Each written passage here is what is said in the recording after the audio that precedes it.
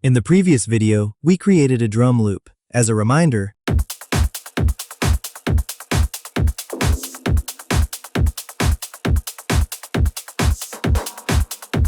let's add a sub-bass, making sure to apply a high-pass filter precisely at the frequency of the musical note being played.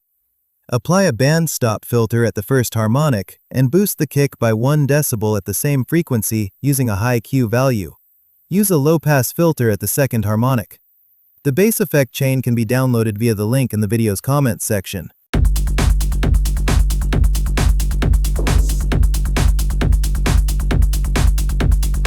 For the mid-bass, ensure that it complements the sub-bass sonically and that the two do not cancel each other out due to phase issues.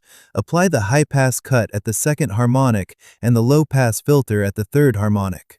Use parallel delay to achieve a fuller sound and add extra rhythmic elements.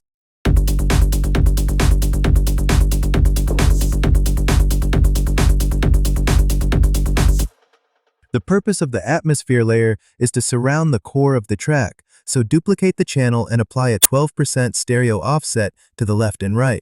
Add some reverb, delay, and chorus effects.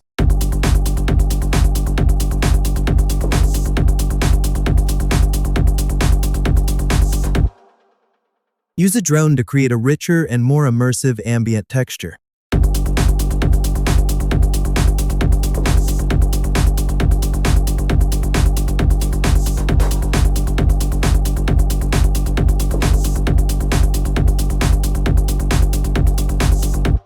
The updated Ableton template, the bass effect chain, and all project stems are available in the comments section's link.